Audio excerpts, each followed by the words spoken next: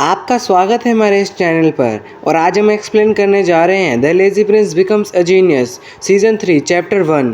हमारे चैप्टर की शुरुआत में एक जॉनसन नाम का बंदा हमसे बोलता है, आपसे मिलकर काफ़ी ज़्यादा खुशी हुई।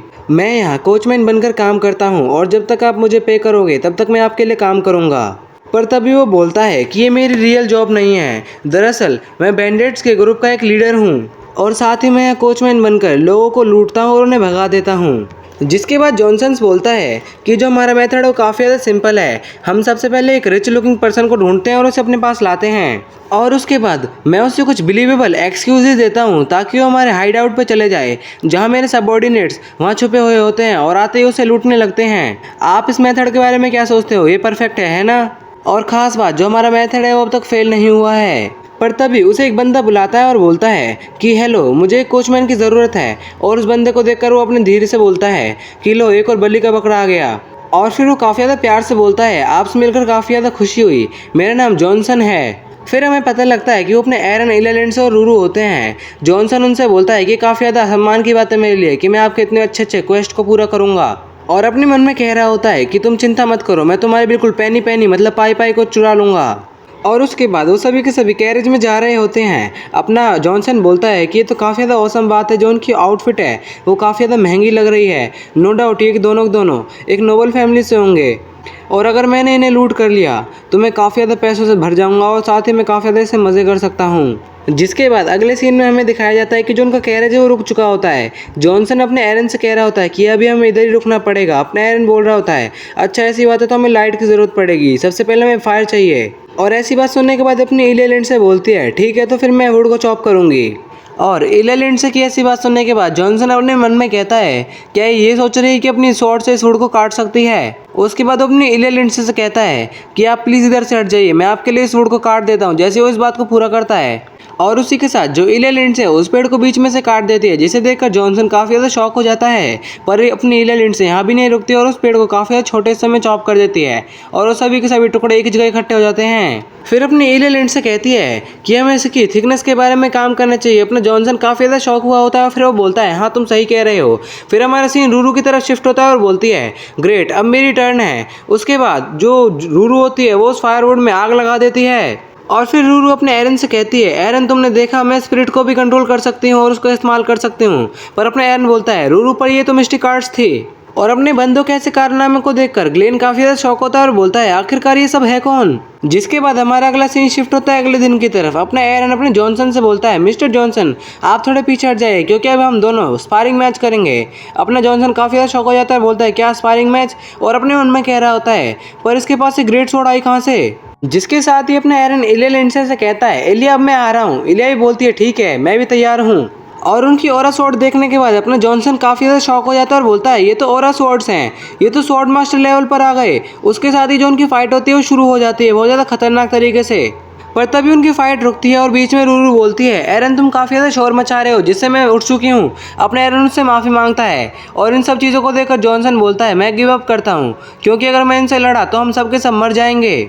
उसके बाद हमारे अगले सीन में हमें दिखाया जाता है उनकी जो कार्ट होती है वो रुक चुकी होती है। अपने एरन कहता है कि आज की रात हम इस होटल में बिता लेते हैं। पर जो अपना जॉनसन होता है वो अपने मन में कहता है, ये तो हमारा हाइड आउट है। अपना एरन कहता है, क्या कुछ गलत है? वो बोलता है, नहीं नहीं आप थोड़ा इंतजार करिए, बस मैं चेक करके आता हूँ कि यहाँ कोई कमरा खाली है या नहीं।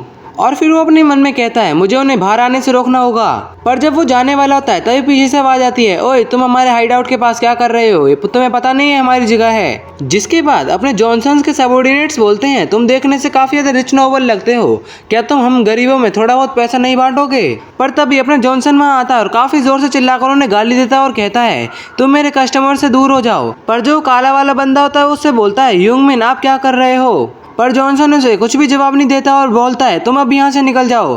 पर वो काला वाला बंदा धीरे से बोलता है कि यूंगमिन आप ये क्या कर रहे हो? पर तभी जॉनसन उसके फेस पर काफ़ी ज़्यादा ताकत से पंच लगा देता है और अपने एरन से बोलता है, अरे रुक जाओ। जिसके बाद अपना जॉनसन उससे बोलता है, अगर तुम्हें मरना नहीं है तो यहाँ से निकल जाओ। और जो उसका बंदा होता है वो रोते हुए बोलता है कि यूंगमिन आप ये क्या कर रहे हो? पर अपना जॉनसन उसकी बातों पे ध्यान न देते हुए बोलता है कि जल्द से जल्द यहाँ से निकल जाओ वरना तुम मेरे हाथों से मर जाओगे। जिसके बाद उसके सबऑर्डिनेट्स भाग जाते हैं। जॉनसन दूर से बोलता है, अगली बार से मैंने तुम्हें यहाँ देखा तो मैं तुम्हें जान से मार दूंगा, चलो निकल जाओ। और वो अपने मन में कह रहा होता है, सॉरी गाइज मुझे माफ़ कर दो। और जॉनसन के इसी ब्रेवनेस को देखने के बाद इलिया लिंडसे उससे बोलती है, जॉनसन तुम तो काफ़ी ज़्यादा अमेजिंग हो। रूरू बोलती है कि जॉनसन तुम तो काफ़ी ज़्यादा कूल हो, पर जॉनसन बोलता है कि ये कोई ज़्यादा बड़ी डील नहीं थी। पर तभी अपनी रूरू कहती है, तुम तो एक बोनस डिजर्व करते हो। उसके बाद हमें दिखाया जाता है जो रूरू अपने गोल्ड को उसको दे देती है और उस चीज़ को देखकर तो काफ़ी ज़्यादा शौक हो जाता है। रूरू आगे कहती है कि अगर तुम इसी तरह के अच्छे कामों करोगे तो मेरे पास काफ़ी कुछ है तुम्हें देने के लिए।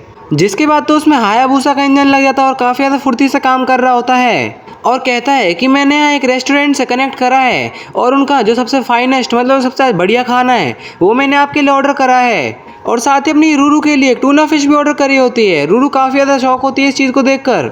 पर तभी अपने एरन जॉनसन से बोलता है, मिस्टर जॉनसन क्या आप अपने आप को कुछ ज़्यादा ही पुश नहीं कर रहे हो? जिसके जवाब में जॉनसन बोलता है, नहीं, मैं अपने क्लाइंट्स को अपनी फुल एबिलिटीज़ से सर्व करता हूँ। और उसके बाद हमारा अगला सीन शिफ्ट होता है कुछ दिनों के बाद, जहाँ जॉनसन काफ़ी ज़्यादा थका हुआ होता है और वो बोलता है कि मैं इस तरह काम और ज़्यादा लंबे समय तक नहीं कर सकता, पर अगर मैं और भी ज़्यादा कमा लूँ तो मुझे पूरी ज़िंदगी में किसी को लूटने की ज़रूरत नहीं पड़ेगी। ये बहुत अच्छा बात है और काफ़ी ज़्यादा औसम है, चलो मैं और ज़्यादा पैसे कमाने की कोशिश करता हूँ। पर जब वो अपनी जगह से उठकर जा रहा होता है तो इलिया और अपने एरन को देखता है। हमें दिखाया जाता है अपने इलिया लिंडसे और एरन बात कर रहे होते हैं, जिसमें अपना एरन इलिया लिंडसे से पूछता है कि आजकल आपके दिन कैसे चल रहे हैं। इलिया लिंडसे बोलती है, वैसे अब तो मैं ठीक हूँ पर थोड़ा बहुत चिंतित रहती हूँ। और ऐसी बात सुन के अपना एरन अपना हाथ इलिया लिंडसे के हाथ के ऊपर रख देता है और बोलता है कि आप इतनी चिंता मत करो, क्योंकि जब हम यंग थे तो हम इग्नाइट को कुछ ज़्यादा ही बड़ी चीज़ समझते थे, पर अब ऐसा नहीं होता है। और साथ ही मैं शर्त लगाता हूँ कि अगर हम एक बार उससे मिल जाए तो कोई ज़्यादा बड़ी बात नहीं रहेगी। अपनी इलिया लिंडसे काफ़ी ज़्यादा शर्मा रही होती है और बोलती है कि क्या आप ऐसा सोचते हो? और उसके बाद हमें जॉनसन की तरफ दिखाया जाता है। वो हंसते हुए बोल रहा होता है कि मुझे पता था इनकी एक ऐसी रिलेशनशिप होगी। और वो बोलता है, ये माहौल काफ़ी ज़्यादा अच्छा लग रहा है, चलो मैं थोड़ी देर तक और देख लेता हूँ। फिर हमें एरन को दिखाया जाता है और वो उठ के बोलता है, चलो उठो, हमें कल जल्दी निकलना है। और इस बात को सुनने के बाद तो अपनी इलिया लिंडसे भी काफ़ी ज़्यादा शौक होती है। और ऐसे सीन को देखने के बाद जॉनसन के सारे उम्मीदों पर पानी फिर चुका होता है और वो बोलता है, क्या बस हाथ पकड़ना ही, क्या इतना ही था? इनको इतना अच्छा माहौल मिला पर फिर भी। पर अचानक ही जॉनसन जब आगे बढ़ रहा होता है तो वो नीचे गिर जाता है। और अपना एरन जॉनसन से बोलता है, मिस्टर जॉनसन क्या आप ठीक हो? जॉनसन घबराते हुए बोलता है, हाँ मैं ठीक हूँ। पर तभी अपनी इलिया लिंडसे को दिखाया जाता है। पहले वो शांत होती है पर वो गुस्से में और बोलकर जाती है, मैं एक वॉक पर जा रही हूँ। और इलिया का ऐसे मूड देखकर अपना जॉनसन मन में बोलता है, ये तो काफ़ी ज़्यादा सीरियस सिचुएशन बन चुकी है। फिर वो अपने एरन से कहता है, मिस्टर एरन क्या आप उनके पीछे नहीं जाओगे? अपना एरन जवाब में बोलता है, नहीं, इलिया के आजकल दिमाग में काफ़ी ज़्यादा कुछ चीज़ें चल रही हैं, उसे थोड़ा समय अकेले बिताना होगा। और ऐसा जवाब सुनने के बाद तो जॉनसन एरन को मन ही मन बहुत ज़्यादा गालियाँ दे रहा होता है। जिसके अगले सीन में हमें दिखाया जाता है कि वो वापस आ चुके होते हैं। अपना जॉनसन अंदर जाता है और बोलता है कि आप थोड़ी देर बैठिए और इंतज़ार करिए जब तक कि मैं आपके सारे सामान को प्रिपेयर नहीं कर देता। और जब अपने एरन और इलिया अंदर जा रहे होते हैं तभी वहाँ दो बंदे बात कर रहे होते हैं और उनमें से एक बोलता है कि जो ये डंजन है काफ़ी ज़्यादा अमेजिंग होगी, पिछले 100 साल में जितनी भी डंजन हुई है इनमें सबसे ग्रेटेस्ट ये होगी। और तो और इस डंजन को जो ज्वाइन करेगा वो होली किंगडम होगा। और इस बात को सुनने के बाद अपनी जो इलिया लिंडसे है वो काफ़ी ज़्यादा शौक हो जाती है। ऐसी बात सुन के पहला बंदा बोलता है, होली किंगडम, पर क्यों? दूसरा बंदा बताता है कि ये कोई एक ऑर्डिनरी डंजन नहीं है और साथ ही जो इसका साइज़ है वो काफ़ी ज़्यादा बड़ा है, पर वो भी इतना वैल्यूएबल नहीं है। इसकी जो वैल्यूएबल चीज़ है वो ये है कि जो ये डंजन है ये एंशिएंट डंजन है कि जब डिमोनिक ड्रैगन जब इस पर राज करता था तब ये बनाई गई थी। और साथ ही जो इसमें ट्रेजर्स हैं वो काफ़ी ज़्यादा बहुमूल्य हैं और काफ़ी ज़्यादा वैल्यूएबल हैं। और इसीलिए जब कैल्विन किंगडम ने इसे डिस्कवर करा था तो इसे जल्द से जल्द कॉन्करर करना चाहते थे, परंतु इस वजह से जो उनके पड़ोसी किंगडम थे वो भी इसे चाहते थे और काफ़ी ज़्यादा लड़ाई होने लगी थी, जिसे अवॉइड करने के लिए जो अपना होली किंगडम है उसने अपने नाइट ऑर्डर को इधर भेजा। पर उसी बीच अपने एरन उनके बीच में जाकर बोलता है, एक्सक्यूज़ मी, क्या मैं आपसे कुछ पूछ सकता हूँ? और वो आगे कहता है कि जो होली किंगडम है उसने किस नाइट ऑर्डर को अपने इस डंजन में भेजा है। जिसके जवाब में वो बंदा अपने एरन से बोलता है, क्या तुम एक स्वॉर्ड्समैन हो? अपना एरन हाँ करता है तो वो बोलता है, इस केस में तो तुमने इस नाम को सुना ही होगा, द ब्लैक नाइट ऑर्डर, और इसकी जो लीड कर रही है उसका नाम इग्नाइट क्रिसेंटिया है। और ऐसा जवाब सुनने के बाद अपने एरन इलिया लिंडसे की तरफ देखता है और हमें दिखता है कि जो इलिया लिंडसे है वो काफ़ी ज़्यादा घबराई हुई होती है। तभी अपने एरन उनसे पूछता है, क्या तुम जानते हो कि मर्सनरी को इसमें पार्टिसिपेट करना अलाउ है कि नहीं? जिसके जवाब में वो बंदा बोलता है, तुम काफ़ी ज़्यादा यंग लग रहे हो, क्या तुम ठीक हो? क्योंकि जो ये डंजन है काफ़ी ज़्यादा बड़े स्केल पर चलाई जाएगी और साथ ही जो इसकी डिफ़िकल्टी लेवल है वो काफ़ी ज़्यादा हाई रहेगा, तो मैं तुम्हारी सेफ्टी की गारंटी नहीं ले सकता हूँ। अपना एरन जवाब में कहता है कि आपका शुक्रिया कि आप मेरी फिक्र कर रहे हो, पर मैं इससे ठीक हूँ। और फिर वो बंदा अपने एरन को देखकर मन में कहता है कि जो ये बंदा है इसकी आंखों में देखकर पता लग रहा है कि ये काफ़ी ज़्यादा होनेस्ट पर्सन है। साथ ही जो उसका सराउंडिंग का ऑरा है वो काफ़ी ज़्यादा वार्म और मजबूत है। जब मैंने इसे पहली बार देखा था तो मुझे लगा था कि इसे दुनियादारी का कुछ नहीं पता, पर जब मैं इसे करीब से देख रहा हूँ तो मेरे को लगता है कि मैं गलत था। फिर वो अपने एरन से कहता है कि अगर तुम्हें सच में वहाँ जाना है तो तुम केल्विन जाओ, क्योंकि वहाँ की जो अटैक फोर्स है उसमें काफ़ी ज़्यादा कम बंदे हैं, तो वो मर्सनरीज को हायर कर रहे हैं। जिसके जवाब में अपना एरन कहता है ठीक है तो फिर आपका काफ़ी ज़्यादा शुक्रिया। और उसके बाद हमारा अगला सीन शिफ्ट होता है कुछ दिनों के बाद, जहाँ वो केल्विन पहुँच चुके होते हैं और जो अपना जॉनसन होता है उनसे बोलता है ठीक है तो फिर मैं अब चलता हूँ। अपनी रूरू बोलती है कि अलविदा जॉनसन, और अपना एरन कहता है कि आपका हर चीज़ के लिए शुक्रिया। और जब वो जा रहे होते हैं तो जॉनसन पीछे से कहता है कि जो आपकी ट्रिप है वो सेफ होनी चाहिए।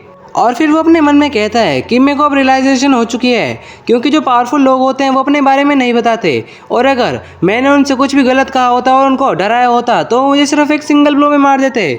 इसीलिए मुझे काफ़ी ज़्यादा आपसे काइंड होने की ज़रूरत है। और हमारा सीन शिफ्ट होकर किसी की तरफ दिखाया जाता है जो कि टेबल में काफ़ी ज़्यादा ज़ोर से अपने हाथ को मारता है और गंदी गंदी गाली दे रहा होता है। फिर हमें पता लगता है कि उसका नाम एमेरिया है, जो कि वाइस कमांडर है अपने केल्विन नाइट्स की, और वो कहती है कि जो ये डंजन है ये हमारी टेरिटरी में पाई गई थी, और फिर भी जो ये बाकी टेरिटरी वाले हैं ये काफ़ी ज़्यादा डिटरमाइंड है क्योंकि अपनी बेस्ट अटैक फोर्स को इधर भेज रहे हैं।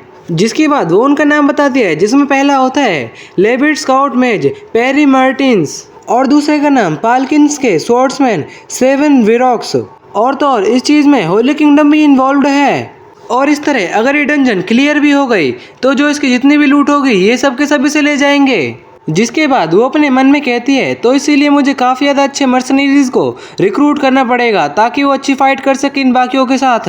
और उसी बीच काफ़ी सारे गार्ड आते हैं और वो कहते हैं वाइस कमांडर बाहर से काफ़ी सारे मर्सनरीज आए हैं हमारे लिए अप्लाई करने के लिए। उनकी बात सुन के उनकी वाइस कमांडर बोलती है तो वो कैसे हैं, क्या वो स्किल्ड हैं? और जब वो गार्ड उनके बारे में बताने वाला होता है तो एमेरिया उसे बीच में रुककर बोलती है कोई बात नहीं, ठीक है, मैं खुद जाकर देख लूँगी कि वो स्किल्ड हैं या नहीं।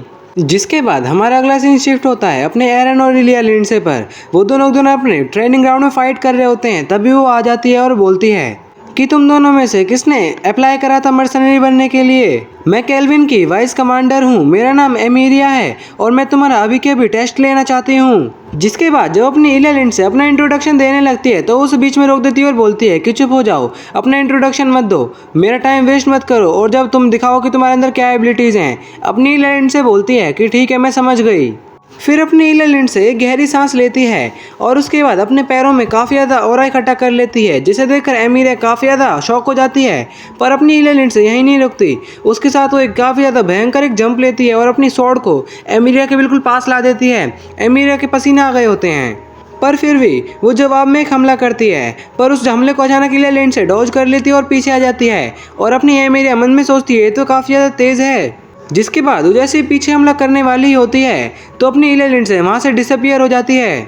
और अपनी एमिरिया सोच रही होती है ये क्या हो रहा है, मैं उसके साथ कीप अप नहीं कर पा रही। हमें देखता है इलिया लिंड से उसके पीछे आ चुकी होती है, और जब वो पीछे देखती है तो वो बोलती है अरे वो वहाँ है। पर तभी इलिया लिंड से काफ़ी ज़्यादा ऊंची खतरनाक जंप लेती है, जिसकी वजह से जो धरती होती है वो भी टूट जाती है। और उसके साथ ही जो अपनी इलिया लिंड से होती है वो अचानक से एमिरिया के ऊपर हमला कर देती है, जो कि जाके उसकी स्वॉर्ड पे लगता है।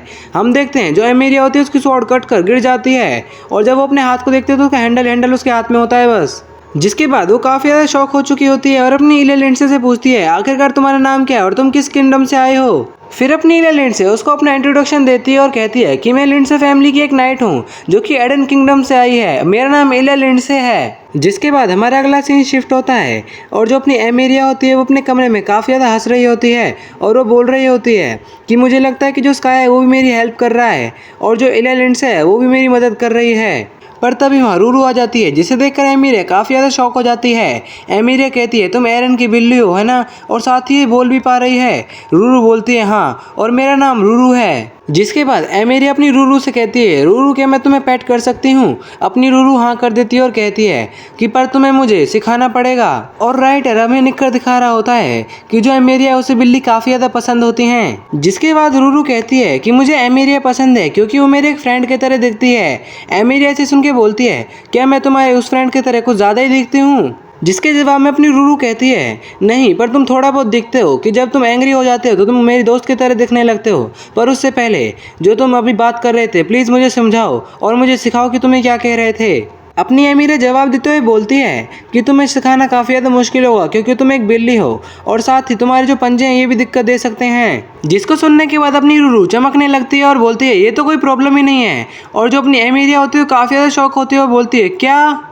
जिसके बाद अपनी रूरू ट्रांसफॉर्म हो जाती है और बोलती है क्या ये हाथ ठीक रहेंगे। मेरी अपने मन में सोचती है ऐसा नहीं हो सकता, पर मैं एक मेज नहीं हूँ, पर मुझे फिर भी इसकी एनर्जी काफ़ी ज़्यादा महसूस हो रही है। ये तो एक इनक्रेडिबल मैजिक एनर्जी है। जिसके बाद अपनी एमेरिया रूरू से कहती है ठीक है, पर ये एक सीक्रेट है, मुझे दूसरों को शो करना पड़ता है कि मैं एक स्ट्रॉन्ग और कूल एक वाइस कमांडर हूँ। अपनी रूरू कहती है कोई बात नहीं, मैं सीक्रेट को रखने में काफ़ी ज़्यादा अच्छी हूँ। जिसके बाद हमारा अगला सीन शिफ्ट होता है कुछ दिनों के बाद। हमें एक जगह दिखाई जाती है और उसके बारे में बताया जाता है कि जो एक्सपेडिशन है वो कुछ समय बाद स्टार्ट होगी, तो इसलिए अपने जो खाली समय उसको एंजॉय कराओ। फिर हमें अपनी एमेरिया और एरन को दिखाया जाता है। एमेरिया अपने एरन से कहती है कि कल एक बैंक्वेट रखा जाएगा जिसमें जितने भी एक्सपेडिशन वाले मेंबर हैं वो सभी आएंगे और उस पार्टी में तुम भी ज़रूर आना भूलना मत। अपना एरन कहता है हाँ मैं समझ गया। एमेरिया फिर अपनी रूरू से कहती है रूरू तुम भी ज़रूर आना। रूरू कहती है बिल्कुल। फिर अपनी रूरू से कहती है रूरू क्या तुम अपनी दूसरी फॉर्म में आ सकते हो उधर, मैं तुम्हारे लिए एक ड्रेस भी तैयार करूँगी। रूरू कहती है ठीक है फिर। जिसके बाद हमारा अगला सीन शिफ्ट होता है जहाँ अपने एरन शाम के वक्त कहीं बैठा होता है और अपने मन में सोच रहा होता है कि जो मेरी कॉम्बैट स्पिरिट है उसने अब तक मेरी जो फायर थी उसको कंट्रोल में रखा था। फिर वो अपनी इग्नाइट को याद करने लगता है और अपने मन में कहता है कि जो मेरी कॉम्बैट स्पिरिट है वो बिल्कुल सिमिलर है जब मैंने इग्नाइट पे काफ़ी ज़्यादा गुस्सा करा था उसे देखकर, जब मैं उससे काफ़ी ज़्यादा जेलस हो रहा था। और साथ ही जो मेरे सपने में आया था किरिल, उसकी विल पावर को ओवरकम करने के लिए जो मेरी कॉम्बैट स्पिरिट होती है वो इस्तेमाल होती है, पर अब मैं अपने हार्ट को कॉम्बैट स्पिरिट से कंट्रोल नहीं करना चाहता हूँ। चलो अब अपनी पिछली लाइफ के बारे में थोड़ा बहुत रियलाइजेशन करते हैं। वो विल जो सोरो और रिग्रेट से भरी हुई है और जो मेरी विल है जो कि काफ़ी अच्छी है, जो अपनी दुनिया की तरफ निर्देशित करती है। अब मैं अपने ओन वे मतलब मैं अपने ढूंढे गए रास्ते पर आगे बढ़ूंगा। पर तभी अपने एरन साइड में देखता है और उसके बाद बैठे हुए बोलता है कि आखिरकार तुम मुझे कितनी देर तक ऐसे ही देखते रहोगे। और वहाँ जो बंदा खड़ा होता है वो बोलता है आखिरकार तुम्हें कैसे पता लगा और तुम कब से ये बात जानते हो। अपना एरन बोलता है लगभग 20 मिनट हो चुके हैं। जिसके बाद वो बंदा अपने एरन से कहता है कि जो तुम्हारी सेंसेस हैं वो काफ़ी ज़्यादा बेस्ट हैं, क्योंकि मैं अपना पूरा बेस्ट कर रहा था अपनी प्रेजेंस को हाइड करने के लिए। वैसे तुम एक स्वॉर्ड्समैन हो या मेज। जिसके जवाब में अपना एरन कहता है कि मैं एक स्वॉर्ड्समैन हूँ। फिर वो बंदा पूछता है कि मैंने तुम्हें आसपास यहाँ कभी नहीं देखा, आखिरकार तुम किस कंट्री से हो। अपना एरन बोलता है कि मैं एक मर्सिनरी हूँ जो कि केल्विन से संबंध रखता है। ऐसी बात सुनने के बाद वो बंदा बोलता है अच्छा केल्विन से, मुझे माफ़ कर देना, मैं अब चलता हूँ, मैंने आपको काफ़ी ज़्यादा परेशान कर दिया। उसके बाद वो बंदा जाने लगता है और वो बंदा जाते जाते सोच रहा होता है कि जो ये बंदा है इसकी सेंसेस काफ़ी ज़्यादा शार्प हैं, क्योंकि वो काफ़ी ज़्यादा डीप मेडिटेशन में था, फिर भी उसने मुझे सेंस कर लिया। ये कोई आम लड़का नहीं लगता और डंजन एक्सपेडिशन के होने से पहले मुझे इसको अपने पक्ष में लेना पड़ेगा। हमारा सीन शिफ्ट होता है और रात की तरफ दिखाया जाता है जिसमें एक घर में दो बंदे खड़े होते हैं और वो उसी बंदे से बोल रहे होते हैं वेलकम बैक। हमें पता लगता है कि प्लेइंग्स का बेस्ट स्वॉर्ड्समैन नाइट है जिसका नाम सेविन विरोक्स है। जिसके बाद विरोक्स कहता है कि मेरे पास एक काम है जिसे तुम्हें करना पड़ेगा, तुम केल्विन्स के अंदर जाओ और साथ ही वहाँ जितने भी कार्य करने वाले बंदे हैं उन सभी की एक लिस्ट बनाकर मुझे ला के दो। फिर हमारा सीन शिफ्ट होकर रात की तरफ जाता है जहाँ मून आ गया होता है। फिर हमें दिखाया जाता है वो बंदा रिपोर्ट लेकर आ जाता है और बोलता है सर विरोक्स ये रही वो रिपोर्ट। सर विरोक्स कहता है हाँ बहुत अच्छा काम करा तुमने।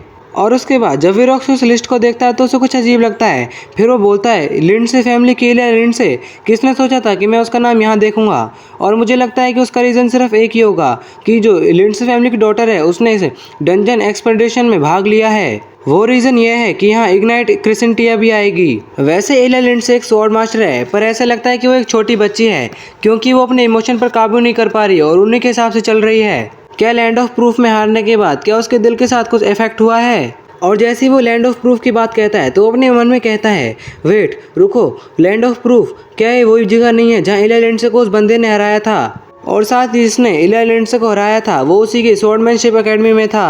और मैंने ये भी सुना था कि उन्होंने लैंड ऑफ प्रूफ को छोड़ दिया था और साथ ही वो दोनों एक साथ ट्रैवल पर निकल गए थे। जिसके बाद विरोक्स मुस्कुराता है और बोलता है कि मुझे लगा ही था तुम कोई आम इंसान नहीं होगे, हाँ ये तुम ही हो, एक सुनहरे बाल वाला होली स्वॉर्ड्समैन एरन पेरिरिया। फिर वो काफ़ी ज़्यादा मुस्कुराने लगता है और कहता है कि जो ये डंजन एक्सपेडिशन है ये काफ़ी ज़्यादा इंटरेस्टिंग होती जा रही है। जिसके बाद हमारा अगला सीन शिफ्ट होता है अगले दिन की तरफ जहाँ बैंक्वेट हॉल को दिखाया जाता है जिसमें जो ये बूढ़ा बंदा चलकर आ रहा है इसका नाम ग्रेगरी ग्रिफिन है जो कि इस राज्य का कमांडर है। और वो हंसते हुए बोलता है, क्या 2 स्वॉर्ड मास्टर ने हमें ज्वाइन करा है? एमिरिया बोलती है, हाँ, आपको वो यहाँ दिख जाएंगे। जिसके बाद वो एमिरिया से कहता है, वैसे होली किंगडम के साथ क्या हुआ? एमिरिया बताती है कि वो अब तक नहीं आए हैं। तो अपना वो बंदा बोलता है, हाँ मैं समझ गया। पर तभी एमिरिया काफ़ी ज़्यादा गुस्से में बोलती है कि ये इफेक्ट जो पहला बैंक्वेट है जिसमें सभी के सभी किंगडम एक साथ मिल रहे हैं और वो इसमें नहीं आ रहे, इसका मतलब ये है कि वो अपनी पावर को शो ऑफ कर रहे हैं। और ऐसी बात सुनने के बाद ग्रेगर बोलता है कि एमिरिया इतना ज़्यादा मत सोचो। जिसके बाद जब वो जा रहे होते हैं तो अचानक कोई बंदा सामने से आता है और बोलता है, सर ग्रेगर काफ़ी ज़्यादा समय हो गया। फिर हमें उसका फेस दिखाया जाता है जो कि अजीब सी मुस्कान से बोल रहा होता है कि आप कैसे हो। हमें बताया जाता है काउंट मेज लेवट का होता है जिसका नाम पेरी मार्टिन्स होता है। जिसके बाद वो अपना ऑरा अनलीश कर रहा होता है और बोलता है कि मैंने कुछ रूमर सुने हैं कि आपने अपने सपोर्ट के लिए कुछ मर्सनरीज को हायर करा है। और जवाब में अपने ग्रेगर भी अपना ऑरा अनलीश कर रहे होते हैं और कहते हैं कि चिंता मत करो, वो कोई हमारे डंजन एक्सपेडिशन में कोई ज़्यादा बाधा नहीं डालेंगे। पर तभी वहाँ विरोक्स आ जाता है और पैरी से कहता है, पैरी ये काफ़ी है और वैसे ये प्लेस लड़ने के लिए नहीं है, यहाँ हम एक दूसरे के झगड़े को ख़त्म करने के लिए आए हैं। और उसके जवाब में अपना पैरी कहता है, अचानक तुम इतने ज़्यादा दयालु कैसे हो गए हो? तुम क्या प्लान बना रहे हो आखिरकार? पर उसी बीच अपना ग्रेगर बोलता है, ओह एमेरिया, क्या ये वो बंदे हैं? उसकी बात सुन के सभी उस तरफ देखने लगते हैं। वो मर्सनरीज जिन्होंने हमें ज्वाइन करा था। हम देखते हैं एरन एयरलैंड से और रूरू आ रहे होते हैं। पर तभी जो मेज होता है उसका ध्यान अपनी रूरू की तरफ जाता है। वो अपने मन में कह रहा होता है कि जो ये इनक्रेडिबल मैजिक पावर है ये कुछ ज़्यादा ही है, ये तो बहुत ज़्यादा है, ये लगभग ऐसी है जैसे ग्रैंड मास्टर की होती है। और साथ ही इसके तो सींग और पंख भी हैं। आखिरकार ये लड़की है कौन? और जो एमेरिया होती है वो उस मेज के पीछे खड़े होकर काफ़ी ज़्यादा हंस रही होती है और अपने मन में कह रही होती है, मुझे लगा ही था वो रूरू की तरफ फोकस करेगा। कैसा लगा? अब तुम हमारे केल्विन्स के अटैक फोर्स को इग्नोर नहीं करोगे, है ना? और ये सब बातें अपने मन में कह रही होती है। फिर हमारा सीन शिफ्ट होता है अपने एरन की तरफ और काफ़ी सारे बंदे बात कर रहे होते हैं। वो बोलते हैं, हाँ ये तो वही है। दूसरा बंदा बोलता है, हाँ। उसके बाद हमें उन्हें दिखाया जाता है। उनमें से जो काला वाला होता है वो बोलता है, मैं पक्के तौर पे कह सकता हूँ कि एयरलैंड से ही है। गोरा वाला कहता है कि हाँ, और वैसे कितने ज़्यादा अजीब बात है कि एयरलैंड से यहाँ तक आ चुकी है एक नाइट के लिए। और जब अपनी एयरलैंड से वहाँ से जा रही होती है तो काफ़ी सारे बंदे उसके पीठ पीछे बोल रहे होते हैं, क्या ये अपने भाई का बदला लेने की सोच रही है? ये कितनी ज़्यादा ऑब्सेस्ड हो चुकी है इस चीज़ से। और फिर हमें अपना एरन दिखाया जाता है जो कि अपने मन में कह रहा होता है, इलिया क्या तुम ठीक हो? पर तभी अपनी इलिया लिंड से कुछ ऐसा कह देती है जिसकी किसी को उम्मीद नहीं होती। वो सच में गाली दे देती है। अपना एरन बोलता है, क्या? और रूरू भी काफ़ी ज़्यादा चौंक जाती है और बोलती है, इलिया लिंड से ने गाली दी। जिसके बाद वो आगे कहती है कि सीरियसली तुम मुझे अकेला नहीं छोड़ सकते क्या? तुम सभी के सभी काफ़ी ज़्यादा अनोइंग हो। जिसके साथ ही अपनी इलिया लिंड से एक और बार गाली दे देती है। अपने एरन का तो सारा रंग ही उतर चुका होता है। जिसके साथ वो कहती है कि तुम सारे के सारे काफ़ी ज़्यादा फ्रस्ट्रेटिंग हो। जिसके बाद हमें एक पिछला सीन दिखाया जाता है जब अपनी जूडिथ इलिया लिंड से वो घूर रही होती है तो इलिया लिंड से बोलती है कि क्या हुआ? अपनी जूडिथ बोलती है कि तुम इतने ज़्यादा परेशान क्यों हो? तुम्हें सिर्फ उन्हें इग्नोर करना है क्योंकि जब भी तुम कोई भी काम करोगे तो वो सेम ही रिएक्ट करेंगे। जिसके जवाब में अपनी इलिया लिंड से कहती है, पर अपनी जो जूडिथ है उसकी बात काटते हुए बोलती है कि तुम्हें उन्हें इम्प्रेस करने की कोई भी ज़रूरत नहीं है, उन्हें गाली दो और साइड करो। अपनी इलिया लिंड से बोलती है, क्या? फिर अपनी जूडिथ कहती है, जैसा मैं कहती हूँ उसे रिपीट करना। उसके बाद अपनी जूडिथ काफ़ी ज़्यादा बेड़स तरीके से गाली देती है। अपनी इलिया लिंड से के तो पसीने आ गए होते हैं। उसे करने के बाद अपनी जूडिथ इलिया से कहती है, जल्दी करो और तुम्हें अच्छा महसूस होगा। ये कुछ ऐसा नहीं है जिसे तुम्हें सिर्फ अपने पास रखना होगा।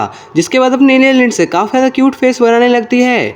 फिर अपनी इलिया लिंड से काफ़ी ज़्यादा उसके बारे में सोचती है। जिसके बाद वो काफ़ी ज़्यादा धीरे से गाली देती है। जिसे सुनने के बाद जूडिथ बोलती है, जोर से बोलो। अपनी इलिया लिंड से फिर से गाली देती है। जूडिथ कहती है, हाँ गुड जॉब, अब फिर से और भी ज़्यादा जोर से बोलो। इलिया लिंड से फिर से गाली देती है। फिर हमारा सीन शिफ्ट होता है प्रेजेंट टाइम में। अपनी इलिया लिंड से कहती है, ये मेरे सोचने से तो कम ही बुरा था। जहाँ अपने पीछे एरन और रूरू काफ़ी चुप खड़े होते हैं। उन्हें देखते के साथ ही इलिया लिंड से कहती है, तुम यहाँ क्यों खड़े हो? जाओ उधर बैठो। अपने एरन कहता है घबराते हुए, हाँ हाँ ठीक है। और इलिया लिंड से को ऐसा कहता देख वो कमांडर बोलता है, कितना ज़्यादा जोश है। और जब अपनी एमिरिया होती है वो भी काफ़ी ज़्यादा शौक होती है इस चीज़ को देखकर। जिसके बाद हमारा अगला सीन शिफ्ट होता है। वो सभी के सभी एक जगह बैठ जाते हैं और वो बोलते हैं कि जो केल्विन नाइट्स के कमांडर हैं वो सभी को ग्रीटिंग्स देंगे। फिर कमांडर कहते हैं कि आप सभी का काफ़ी ज़्यादा शुक्रिया कि आप यहाँ आए हो। और जो ये आज रात की जो गैदरिंग है, हम चलो इस डंजन एक्सपेडिशन को सक्सेसफुल बनाएं। पर तभी जो वहाँ की ज़मीन होती है वो काफ़ी ज़्यादा शेक करने लगती है। और वहाँ जो बंदे आए होते हैं वो बोल रहे होते हैं कि ग्राउंड को क्या हो रहा है, ये भूकंप आ गया क्या? उसके साथ ही हमें एक छोटा सा पोर्टल दिखाया जाता है। जिसके बाद वो काफ़ी ज़्यादा बड़ा हो जाता है। उसे देख कर वहाँ जितने भी बंदे होते हैं वो काफ़ी ज़्यादा शौक हो जाते हैं। उस पोर्टल में से एक छोटी सी बच्ची बाहर आती है। जिसके बाद उसमें से काफ़ी सारे गार्ड्स भी बाहर आते हैं। जिसके बाद हमें बताया जाता है कि ये होली किंगडम्स की नाइट है और वो काफ़ी सारे उस पोर्टल में से बाहर आ रहे होते हैं। उनमें अपना जॉर्ज भी खड़ा होता है और नीचे एक छोटी सी बच्ची खड़ी होती है जो कि अपने आन्या होती है। जिसके बाद हमें एलिया लेंस का सीन दिखाया जाता है। वो किसी को देख रही होती है। हमें पता लगता है कि अपनी पोर्टल में से एक और बंदा आ रहा होता है, जिसे देखकर अपनी एलिया लेंस से काफ़ी ज़्यादा गुस्सा हो जाती है। उसके बाद हमें पता लगता है कि वो इग्नाइट क्रिसेंटिया होती है। जिसके बाद जब वो बाहर आ जाते हैं तो जॉर्ज अपनी आन्या से कह रहा होता है कि तुमने ये पोर्टल अंदर क्यों क्रिएट किया, तुम्हें ये बाहर करना था, तुम अपनी मिस्टिक पावर्स को ऐसे ही वेस्ट नहीं कर सकते। आन्या बोल रही होती है कि ये सिर्फ मिस्टेक थी, मैं इसे बाहर ही क्रिएट कर रही थी। जिसके बाद इग्नाइट कहती है केल्विन्स के कमांडर सर, मैं आपसे माफ़ी मांगना चाहती हूँ अपने सबऑर्डिनेट्स की मिस्टेक के लिए, क्योंकि उन्होंने आपको डिसरिस्पेक्टफुल फील कराया। मैं आपको ऑफेंड नहीं करना चाहती थी। जिसके जवाब में कमांडर कहता है कि कोई बात नहीं, मैं इसे माइंड नहीं करूँगा। पर तभी अपनी इग्नाइट फिर से कहती है कि ये कहने में रूड लगेगा, पर अभी हम अपने प्रीवियस मिशन से आए हैं, तो इसीलिए हमें रेस्ट की ज़रूरत है, और अगर आपको बुरा ना लगे तो क्या हम अपने रूम में जाकर पहले रेस्ट कर सकते हैं। जिसके जवाब में कमांडर कहते हैं कि मुझे नहीं पता था कि आपका कोई प्रीवियस मिशन है, अगर मुझे पता होता तो मैं कुछ कर देता, तो इसीलिए मैं गाइड को भेजूंगा ताकि आप क्वार्टर्स तक पहुंच जाओ। पर अपनी इग्नाइट उसकी तरफ देख नहीं रही होती है, और उसी के साथ इग्नाइट कहती है कि excuse me for a second. जिसके बाद वो कहीं जाने लगती है। उसे देखकर एमिरा सोचती है नहीं, ये उसके पास नहीं जानी चाहिए एलिया लिंड से। पर तभी जो उसका मुंह है वो उतर जाता है, और हम देखते हैं कि जो बाकी दो बंदे होते हैं वो काफ़ी ज़्यादा शॉक होते हैं।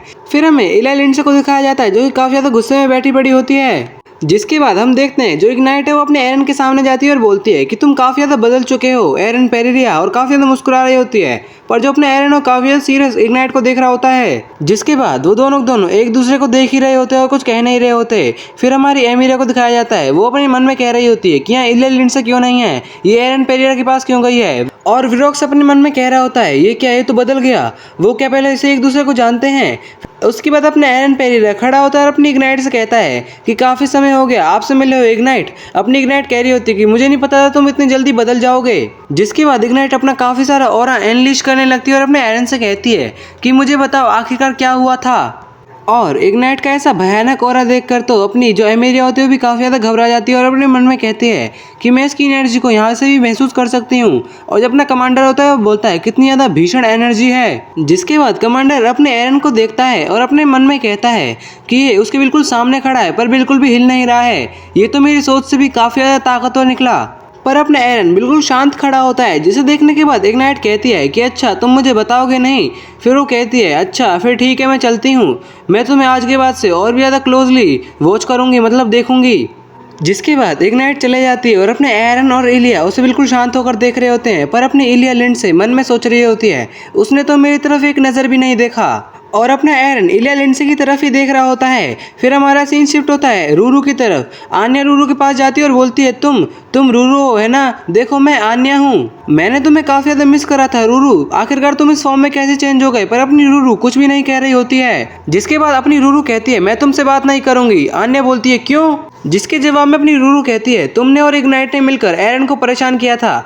आन्या बोलती है आन्या ने कभी किसी को परेशान नहीं करा। और सच बताऊं तो ये दोनों काफ़ी ज़्यादा क्यूट लग रहे होते हैं अभी के समय। उसके बाद अपनी रूरू आन्या से कहती है तुम्हारे से क्या मतलब था, तुमने उस पोर्टल को ओपन करा था जिससे इग्नाइट बाहर आई थी और उसने अपने एरन को परेशान किया था, क्या तुम अब ये याद आया। जिसके बाद आन्या कहती है अरे वो, और काफ़ी ज़्यादा मायूस हो चुकी होती है और घबरा रही होती है और अपने मन में कह रही होती है कि ये आन्या की पहली दोस्त है और आन्या से लड़ना नहीं चाहती। फिर अपनी आन्या कहती है मुझे माफ़ कर दो रूरू, मैं ऐसा कभी नहीं करूँगी। पर अपनी रूरू पीछे मुड़ जाती है और बोलती है नहीं मैं तुमसे अब भी गुस्सा हूँ। और इन सभी हरकतों को अपने एरन देख रहा होता है। जिसके बाद आन्या कहती है कि अब आन्या क्या करे कि अभी रूरू गुस्सा है। तो रूरू कहती है कि इसके बारे में जब तक सोचो जब तक हम अगली बार नहीं मिल जाते। और जिसके बाद अपनी आन्या को दिखाया जाता है जो कि काफ़ी ज़्यादा मायूस हो चुकी होता है और अपनी रूरू से कह रही होती है ठीक है अब आन्या इसके बारे में काफ़ी ज़्यादा सोचेगी जब तक हम तुमसे नहीं मिल जाते। और पीछे से जॉर्ज कहता है कि आन्या चलो हमें जाना है। जिसके बाद अपनी आन्या जॉर्ज के पास जाती है और उसके सामने गिर जाती है और बोलती है आन्या बिल्कुल बिखर चुकी है। जॉर्ज को पर कोई फर्क नहीं पड़ता और बोलता है कि आन्या जल्दी उठो। फिर अपना जॉर्ज अपने एरन की तरफ देखकर मन में कहता है कि हमें 18 महीने हो चुके हैं और मैंने ये रूमर सुने कि ये लड़का स्वॉर्ड मास्टर बन चुका है। ये कितनी ज़्यादा इनक्रेडिबल ग्रोथ रेट है और इतनी जल्दी तो कोई भी नहीं कर पाता, सच में ये काफ़ी ज़्यादा इंसेन है। उसके बाद हमारा अगला सीन शिफ्ट होता है शाम के वक्त, जहाँ अपना एरन उसी जगह पे बैठा होता है जहाँ पहले बैठा था और वो अपने मन में सोच रहा होता है कि अब मैं पहले से काफ़ी ज़्यादा बेहतर हो चुका हूँ क्योंकि मैं इग्नाइट के सामने बिना किसी घबराहट के खड़ा था। और ऑनेस्टली बताऊँ तो मैं काफ़ी ज़्यादा खुश भी हूँ, लेकिन मैंने भी उसी समय से महसूस किया था कि अपनी इच्छा को पूरी करने के लिए, और उसके साथ साथ अपने एरन अपनी स्वॉर्ड को समन कर रहा होता है और कह रहा होता है कि मुझ में अब भी काफी ज्यादा कमी है, मैं काफी ज्यादा जगह पर लैग करता हूँ। उसके बाद जो अपनी एरन की स्वॉर्ड होती है वो आधी समान हो गई होती है। अपने एरन कह रहा होता है कि मुझे अपने आइडल्स को रियलिटी बनाना है, जिसके साथ ही वो अपनी स्वॉर्ड को स्विंग कर देता है और कहता है कि मैं ये श्योर करूंगा कि जो मेरे ड्रीम्स हैं वो सिर्फ ड्रीम्स ही ना रह जाएं, मैं अपने सपनों को रियलिटी बना दूंगा। जिसके बाद अपने एरन अपनी स्वॉर्ड को स्विंग करता है और कहता है कि मैं अपना बेस्ट करूंगा, जिसके साथ ही उसकी स्वॉर्ड काफी ज्यादा चमकने लगती है, उसकी रोशनी उसके चेहरे पर आ रही होती है। जिसके बाद जो अपने एरन है वो रुक जाता है और उसके अंदर से काफी ज्यादा गोल्डन और अनलीश हो रहा होता है। और तब अपना एरन आसमान की तरफ देखता है, हम देखते हैं जो चांद होता है वो पूरा निकल चुका होता है और उस चांद के साथ हमारा सीन शिफ्ट होता है, जिसमें जो अपनी इला लिंड से होती है वो भी उसी चांद को देख रही होती है और काफी ज्यादा मायूस लग रही होती है। जिसके बाद हमारा अगला सीन शिफ्ट होता है कुछ दिनों के बाद, जहाँ सभी के सभी लाइन में खड़े होते हैं और अपनी एमिलिया बोलती है डंजन में जाने से पहले मैं आपको इसकी थोड़ी बहुत जानकारी दे देती हूँ। जो ये डंजन है इसके 2 एंट्रेंस हैं, तो इसीलिए जब हम डंजन पे एक्सपेडिशन कर रहे होंगे, जब रेड कर रहे होंगे, तो हम अपनी टीम को 2 टीमों में बांट लेंगे ताकि हम सेम टाइम पे पूरी डंजन पे रेड कर सकें। जिसके बाद हमें फर्स्ट टीम के बारे में बताया जाता है, जिसमें लेबर्ट, फैलन क्वीन और कैल्विन किंगडम के कमांडर होते हैं। और जो फर्स्ट टीम को लीड करेगा वो लेबर्ट किंगडम से आएगा, जिसका नाम है पेरी मार्टिन्स, जो कि मेज है। और जो सेकंड टीम है उसमें ब्लैक नाइट्स के जितने भी मेंबर हैं वो सभी होंगे। साथ ही जो ब्लैक नाइट्स की कमांडर है वो उस टीम की लीडर होगी, जिसका नाम है इग्नाइट क्रिसेंटिया। उसके बाद हमारा अगला सीन शिफ्ट होता है, जिसमें 2 गार्ड सर विरोक्स के बारे में बात कर रहे होते हैं। उनमें से कहता है पहला कि सर विरोक्स के एक्सप्रेशन के साथ क्या गलत है। दूसरा बंदा बोलता है क्या तुमने ये बात नहीं सुनी, 4 दिन पहले एक मीटिंग हुई थी जिसमें डंजन एक्सपेडिशन के कमांडर चूज करने थे, और उस मीटिंग में इग्नाइट ने साफ साफ बोल दिया था कि वो इनमें से एक की लीडर बनेगी। पर जो हमारे सर विरोक्स थे वो इस चीज़ के काफ़ी ज़्यादा खिलाफ थे और इन दोनों की आर्गूमेंट इतनी ज़्यादा बढ़ गई कि वो एक स्पार मैच में कन्वर्ट हो गई। और जो स्पार का रिजल्ट था वो काफ़ी ज़्यादा हार्श था, जो कि अपनी इग्नाइट क्रिसेंटिया की विनिंग के साथ, मतलब विक्ट्री के साथ खत्म हुआ था। और उन दोनों की जो स्ट्रेंथ का अंतर था वो कुछ ज़्यादा ही बड़ा था। जिसके बाद हमारा सीन शिफ्ट होता है प्रेजेंट टाइम में। जो अपना मेज होता है वो विरोक्स के बारे में सोचते हुए कह रहा होता है कि जो विरोक्स है इसने अपने ऐसी गंदी हरकतों से जो डिसीजन था इसको और भी ज्यादा मजबूत कर दिया है। वैसे भी अगर इग्नाइट इधर होगी तो होली किंगडम के खिलाफ जाना हमारे लिए कुछ ज्यादा ही हो जाएगा, इसीलिए मुझे अब कैल्विन और पहले क्वीन किंगडम से जीतना होगा। और जैसी विरोक्स की हालत लग रही है उसके बारे में तो मुझे सोचने की जरूरत ही नहीं है फिर, पर मुझे कैल्विन किंगडम के इन दोनों बंदों से ज्यादा दिक्कत होगी। जिसके अगले सीन में हमें दिखाया जाता है कि उनकी जो पहली टीम होती है वो डंजन के फर्स्ट एंट्रेंस पे खड़ी होती है, जिसमें एमीरा काफी ज्यादा घबराते हुए बोलती है क्या अब हम अंदर जाने वाले हैं। तो कमांडर बोलते हैं एमीरा काफी ज्यादा शांत हो जाओ, क्योंकि तुम वाइस कमांडर हो, तुम्हें दूसरों को नहीं दिखा सकते कि तुम काफी ज्यादा नर्वस हो रहे हो। जिसके साथ ही जो उनकी फर्स्ट टीम होती है वो अंदर की तरफ जाने लगती है। जो उनका लीडर होता है वो सामने से आता है, पर अचानक से उसे कुछ अजीब महसूस होने लगता है। जिसके बाद जब वो पीछे मुड़कर देखता है तो वो देखता है सामने जितनी भी चीजें होती हैं सारी आसपास की सारी ब्लैक हो चुकी होती हैं। जिसके बाद जो मेज होता है वो बोलता है ये तो एक ट्रायल है, मैं ही जानता था कि ये कोई आसान डंजन नहीं होगी, पर मैं ये नहीं जानता था कि ये कोई एंशिएंट टेंपल होगा। जिसके बाद वो हमें बताता है कि जब टेंपल अपीयर होते थे, जब उनके अंदर हम जाते थे तो हमें एक ट्रायल देना पड़ता था, और जो भी बंदा उस ट्रायल को देता था सिर्फ वही टेंपल के अंदर एंटर कर पाता था। और अगर आप क्या करोगे जब अचानक सब जगह डार्कनेस ही छा जाए, आपके मन में एंडलेस डाउट आ रहे होंगे और आप काफी ज्यादा चिंता में आ जाओगे। पर अगर आप उस रास्ते को काफी ज्यादा कॉन्फिडेंटली चलोगे तो आप उसको पार कर सकते हो। लेकिन जो लोग शुरुआत से ही एंजाइटी में फंसे होते हैं, साथ ही वो इस डार्कनेस में खो जाते हैं और वो अपने रास्ते को खो जाते हैं, जिसके बाद वो अपने आप को डिस्ट्रॉय कर लेते हैं। इसीलिए हमें शुरुआत से ही काफी ज्यादा स्ट्रगल करना पड़ेगा। और दूसरे सीन में हम देखते हैं कि जो अपना विरोक्स होता है वो भी इस ट्रायल को देख रहा होता है और बोलता है क्या ये गॉड का ट्रायल है। जिसके बाद जैसे ही वो नीचे की तरफ देखता है तो देखता है कि काफी सारे बंदे की लाश नीचे पड़ी है और वो खून में लथपथ हो चुका है।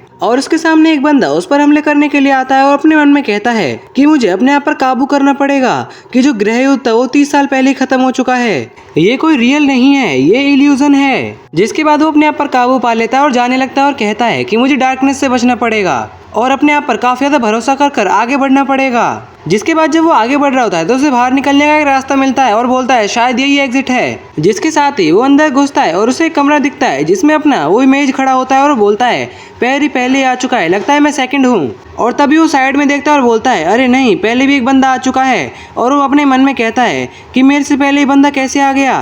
फिर हम देखते हैं वो अपनी एलियन से और अपनी रूरू होती है। रूरू बोलती है नहीं, ये तो एरन नहीं है। और जो अपने विरोक्स होता है अब भी इसी बात को सोच रहा होता है, आखिरकार ये मेरे से पहले कैसे आ गई। और जो अपने मेज होता है वो उसके बारे में सोचते हुए बोल रहा होता है, विरोक्स मैं जानता हूँ कि तुम क्या सोच रहे हो और तुम अभी बिल्कुल स्पीचलेस हो चुके हो। मैं भी इसको देखकर काफी ज्यादा शॉक हो चुका था कि ये सोचना कि जो इस ट्रायल को सबसे पहले पास करेगा वो इले लिंडसे होगी, जिसका दिमाग पहले से ही काफी ज्यादा अव्यवस्थित है। उस दिन हॉल में मैंने इले लिंडसे को प्रॉपरली देखा था जब इले लिंडसे को इग्नाइट ने बिल्कुल इग्नोर ही कर दिया था। वो बिल्कुल हिल चुकी थी, उसे कुछ समझ ही नहीं आ रहा था और उसने आखिर में अपना हार्ट ही चेंज कर लिया। जिसके बाद हमारा अगला सीन शिफ्ट होता है जहाँ काफी सारे बंदे ट्रायल पास करके उस जगह पर आ चुके होते हैं। उसके बाद हमें कमांडर और एमिलिया को दिखाया जाता है, जिसमें एमिलिया कहती है कि काफी ज्यादा समय बीत चुका है पर हमारे ग्रुप के आधे से भी कम बंदे अब तक आए हैं। और जो हमारे कमांडर होते हैं वो मन में कहते हैं कि मेरे को पहले से ही लगा था ऐसा कुछ होगा, पर बाकी किंगडम्स के हिसाब से हमारे किंगडम में जो बंदे आए हैं उनका जो गैप है वो काफी ज्यादा है। हालांकि सबसे अनएक्सपेक्टेड जो चीज़ है वो ये है कि अभी तक एरन पेरेरा बाहर नहीं आया है और मैंने उसके बारे में सोचा था कि मुझे लगा था वो सबसे पहले बंदा होगा जो उस ट्रायल को पास करेगा। पर तभी वो मेज आता है और अपने कमांडर से कहता है कि हम और ज़्यादा इंतजार नहीं कर सकते, अब हमें जाना चाहिए। ये एक ट्रायल है जो कि गॉड द्वारा दिया गया है, इसमें डार्कनेस को पार करना है और इसमें कोई भी ज़्यादा गहरी चोट नहीं आएगी उन बाकी सिपाहियों को। जिसके जवाब में कमांडर कहते हैं कि मेरे पास अब कोई चॉइस नहीं है, मैं अब पार्टी पर ज़्यादा बाधा नहीं डाल सकता। पर उसी वक्त पीछे से कोई कहता है कि हमें थोड़ी देर और उनका इंतजार करना चाहिए और उन पर भरोसा करना चाहिए। और वो बंदा और कोई नहीं अपनी इले लिंडसे होती है। मेज कहता है कि मिस इले लिंडसे आपका क्या मतलब है। इले लिंडसे बोलती है कि हमें उन पर थोड़ा सा और ज़्यादा ट्रस्ट करना चाहिए और थोड़ा ज़्यादा इंतजार करना चाहिए। क्या ये इस ट्रायल का मेन पॉइंट नहीं है कि हमें अपनी एंजाइटी और डाउट को कॉन्करर करना है और अपने आप पर भरोसा रखना है।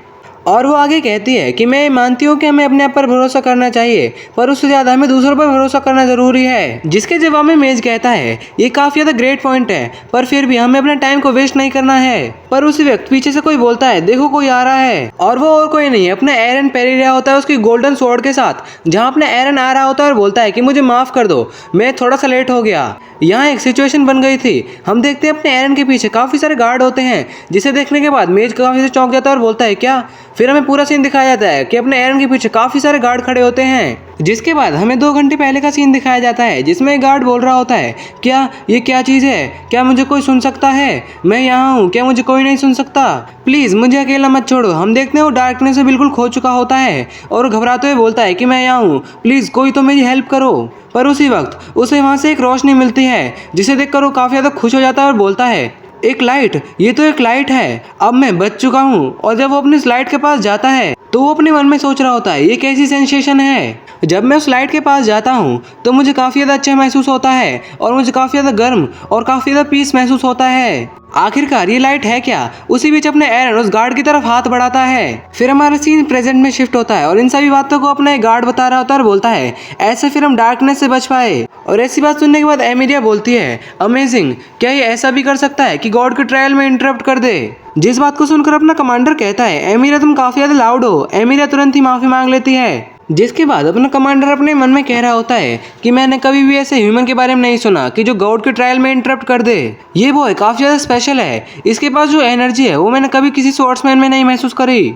फिर अपना कमांडर मेज की तरफ देख रहा होता है और मन में कह रहा होता है ये काफ़ी ज़्यादा अनोइंग लग रहा है क्योंकि जो ये बच्चा है काफ़ी ज़्यादा कम उम्र का है फिर भी इसने कमांडर के रूप में काफ़ी ज़्यादा अमेजिंग चीज़ कर दी है और इस मेज को ये बात पच नहीं रही है। पर फिर भी इसके पास कोई चॉइस नहीं है, इसे ये मानना ही पड़ेगा कि जो ये पार्टी है एरन के इर्द गिर्द ही चल रही है। जिसके बाद वो मेज कहता है कि सभी के सभी जल्दी तैयार हो जाओ क्योंकि जो एक्सपेक्टेशन है वो फिर से चालू हो रही है। अगले सीन में हम देखते हैं कि वो सभी जा रहे होते हैं और उन्हें लीड कर रहा होता है अपना विरोक्स और वो कह रहा होता है कि सभी के सभी चौकन्ने रहना क्योंकि हमें नहीं पता कि सामने क्या बात आ जाएगी। तो जो उसके सोल्जर्स होते हैं वो बोलते हैं यस सर। जिसके बाद अगले सीन में हम देखते हैं कि जो मेज है वो काफ़ी सारे मॉन्स्टर से फाइट कर रहा होता है और काफ़ी सारे मॉन्स्टर आ रहे होते हैं। तो वो बोलता है कि अचानक ये क्या हो गया, फ्रंट लाइन पर काफ़ी सारे गोलम्स आ चुके हैं, सभी के सभी अपनी पोजीशन पर आ जाओ और सभी जितने मेज हैं वो सभी के सभी फ्रंट लाइन पर अपनी पोजीशन को ले लो और फायर कर दो। जिसके साथ ही वह जितने मेज होते हैं वो उन गोलम्स पर चार्ज कर देते हैं। और अगले सीन में हम देखते हैं कि जो अपना मेज होता है वो अपनी पावर्स को इस्तेमाल करके काफ़ी सारे एनर्जी की बॉल बनाता है और उन सभी बॉलों को गोलम्स की तरफ थ्रो कर देता है जिनसे गोलम काफ़ी सारे टूट जाते हैं। और अपने विरोक्स को दिखाया जाता है जो कि काफ़ी सारी पावर लगाता है, जिसके साथ वो एक हमले में एक गोलम को मार देता है। जिसके बाद वो सभी से कहता है कि इनके जो सर पे रेड स्टोन है उसे तोड़ दो और उनकी बॉडी को नष्ट कर दो, जिसकी वजह से जो उनकी बॉडी है वो खत्म हो जाएगी। जिसको सुनते ही अपने एरन की स्वॉर्ड दिखाई जाती है और जो अपने एरन होता है वो एक गोलम के सर पर रख देता है अपनी स्वॉर्ड को और स्विंग करते के साथ ही वो गोलम पूरा खत्म हो जाता है। फिर हमें इला लिंडसे को दिखाया जाता है जो कि एक गोलम से लड़ रही होती है और उस गोलम के रेडस्टोन को तोड़कर उसे खत्म कर देती है। हमारे को दिखाया जाता है कुछ समय बाद वो सभी फाइट खत्म हो चुकी होती हैं। अपना मेज पूछ रहा होता है क्या सभी सही है, तो एक गार्ड बताता है सब सही है, किसी को क्रिटिकल सिचुएशन नहीं आई है। जिसके जवाब में मेज कहता है अच्छी बात है, चलो हम आगे बढ़ते हैं। जिसके अगले सीन में हम देखते हैं कि जो अपने बंदे हैं वो सभी आगे जा रहे होते हैं। फिर हमें मेज को दिखाया जाता है जो कि अपने मन में सोच रहा होता है कि अब तक हमने 5 बैटल लड़ी हैं जिनको हमने सेफ्टी से जीत लिया है, पर फिर भी हम आगे बढ़ रहे हैं, पर क्यों? और पता नहीं, मुझे शुरू से काफ़ी ज़्यादा अजीब एहसास हो रहा है। पर तभी वो अचानक से रुक जाता है। फिर हमें उसकी शक्ल दिखाई जाती है जो कि काफ़ी ज़्यादा घबराया हुआ होता है और बोलता है ये क्या है। फिर हम देखते हैं वहाँ काफ़ी ज़्यादा ह्यूमन स्केलेटन्स पड़े होते हैं जो कि काफ़ी ज़्यादा ही मात्रा में होते हैं। फिर हमें पूरा सीन दिखाया जाता है जो पूरी जगह होती है ह्यूमन स्केलेटन से भरी पड़ी होती है। और ऐसे प्लेस को देखने के बाद अपनी मेरे अपने मुंह पर हाथ रखकर बोलती है आखिरकार क्या जगह है। सभी के सभी घबराए पड़े होते हैं और बोल रहे होते हैं कि आखिरकार यहाँ क्या हुआ है, ये तो सभी के सभी ह्यूमन स्केलेटन्स हैं। नहीं, ये तो काफ़ी ज़्यादा अशुभ है, हमें अभी के अभी यहाँ से निकलना पड़ेगा। पर उसी वक्त अपना वीरोक्स काफ़ी ज़ोर से चिल्लाकर बोलता है कि सभी के सभी चुप हो जाओ और कोई भी घबराएगा नहीं और चिंतित मत हो। पर उसी वक्त जो वीरोक्स होता है उसके साथ जितने भी बंदे होते हैं वो सभी के सभी काफ़ी ज़्यादा घबरा जाते हैं जैसे कि उन्हें कुछ भूत देख लिया हो। फिर हमें दिखाया जाता है कि आसमान में एक एनर्जी फॉर्म हो रही होती है जो कि धीरे धीरे करके एक पोर्टल बन जाती है। उस पोर्टल में से किसी का हाथ बाहर आता है और वो बाहर आते हुए बोल रहा होता है कि ये सोचना कि तुम अपने आप ही इस जगह पर आ गए हो अपने पैरों से। जिसे देखने के बाद जो अपना मेज होता है काफ़ी ज़्यादा घबरा जाता है और कहता है कि ऐसा नहीं हो सकता। हमें पता लगता है ये और कोई नहीं अपना क्लाउन डीमन होता है और वो बोलता है कि तुम सभी का शुक्रिया कि तुमने मेरे लिए चीज़ें आसान कर दी हैं। जिसके बाद हमें अपने वीरोक्स को दिखाया जाता है जो कि घबराते हुए बोलता है इम्पॉसिबल, ऐसा नहीं हो सकता। फिर हमें अपने एरन को दिखाया जाता है जो कि काफ़ी ज़्यादा गुस्सा हो चुका होता है। क्लाउन डीमन कहता है इसीलिए अब मैं तुम्हें गिफ्ट में तुम्हें एक डेथ दूंगा। जिसके साथ वो काफ़ी ज़्यादा हंस रहा होता है।